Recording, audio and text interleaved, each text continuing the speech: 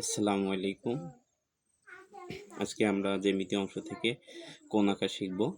কিভাবে যে চাঁদা দিয়ে কোণ আঁকতে হয় এবং চাঁদা ছাড়া কাটা কম্পাস দিয়ে কিভাবে কোণ আঁকতে হয় আমরা এটা আজকে শিখব। কথা হলো যে অনেক স্টুডেন্ট আছে যারা যে অঙ্ক মোটামুটি ভালো বুঝে, কিন্তু জ্যামিতি অংশ এদের কাছে অনেক কঠিন মনে হয়।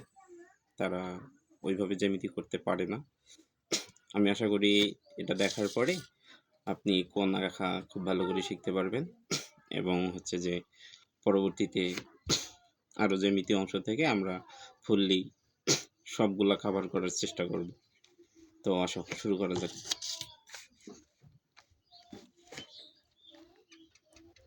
আমরা একদিকে দেখাবো যে শুধু চাঁদা ব্যবহার করে কিভাবে কোণ আঁকতে হয়, চাঁদা ব্যবহার করে, আর একদিকে দেখাবো যে কাটা কম্পাস ব্যবহার করে কিভাবে কোণ আঁকতে হয়।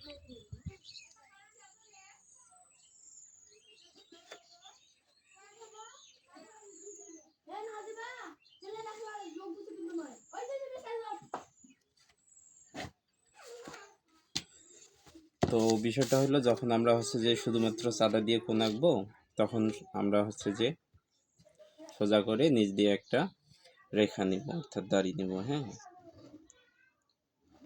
রেখা নেওয়া হয়ে গেলে আমরা চাঁদাটা সুন্দরভাবে নিব।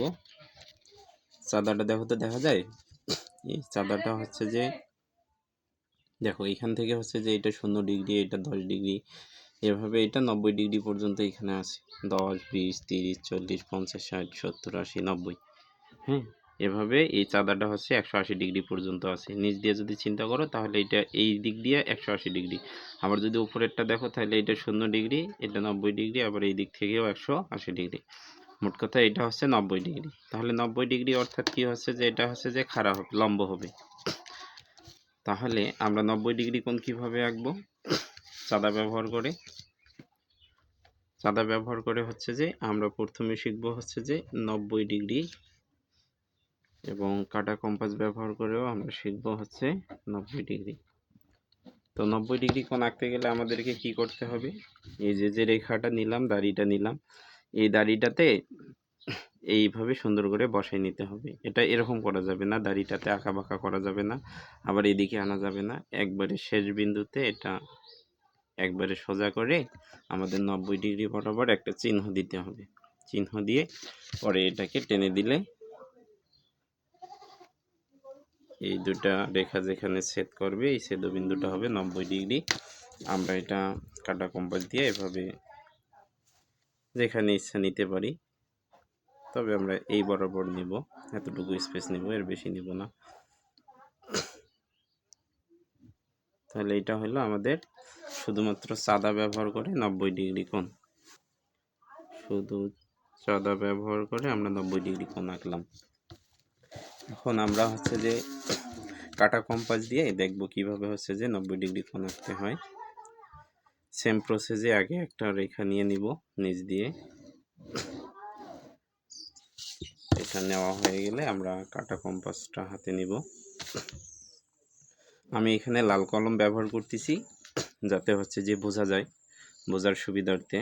পেন্সিল দিয়ে আঁকলে হয়তো বা লেখাটা স্পষ্ট বোঝা নাও যেতে পারতো, তাই আমি লাল কলম দিয়ে আঁকতেছি। তোমরা অবশ্যই এখানে যে পেন্সিল দিয়ে আঁকবা। হ্যাঁ, তো বিষয়টা যে আমরা যে একটা রেখা নিছি, রেখা নেওয়ার পর এই যে রেখার যে একবারে শেষ বিন্দুটা, এই বিন্দুতে আমরা যে কাটা কম্পাসটা বসাবো।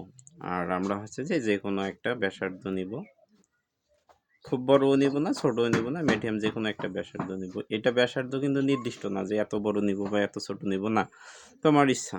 বড় নিলে যে কোনটা বড় হবে, ছোট নিলে কোনটা ছোট হবে, এতটুকুই। তো আমরা যে কোনো একটা ব্যাসার্ধ নিলাম, এই ব্যাসার্ধ দিয়ে আমরা যে একবার সুন্দর করে এই ব্যাসার্ধটা যে কেটে নেব।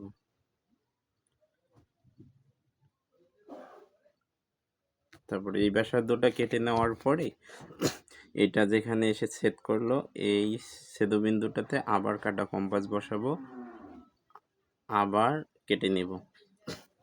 এখানে অবশ্যই মনে রাখতে হবে যে আমাদের কাঁটা কম্পাস যেন নড়ানড়ি না হয়। যদি এখানে নড়ানড়ি হয়ে যায়, মনে করো যে এমন হয়ে গেল, নড়ানড়ি হয়ে গেল, তখন কিন্তু আমাদের কোণটা আর হবে না। অর্থাৎ দেখো আমি কিন্তু এইখানে যে মাপে নিছি আমার এটাও কিন্তু ওই একই মাপে আছে, হ্যাঁ। আবার এখান থেকে আর একটা মাপে আবার আরেকটা নিব, নেওয়ার পরে হচ্ছে যে এখান থেকে একটা আঁকবো, কেটে নিব, এখান থেকে আরেকটা কেটে নেব। তাহলে আমরা এই যে ছেদবিন্দুটা পাইলাম, অর্থাৎ যেখানে এটা ছেদ করলো, এই ছেদবিন্দু থেকে আমরা হচ্ছে যে এই রেখার একদম শেষ মাথা পর্যন্ত, অর্থাৎ শেষে আমরা হচ্ছে যে এটা স্কেলটা একদম সুন্দর করে অ্যাড করে তারপরে এটা টেনে দেব। তাহলে এটা আমাদের হলো কাঁটা কম্পাস ব্যবহার করে 90 ডিগ্রি কোণ।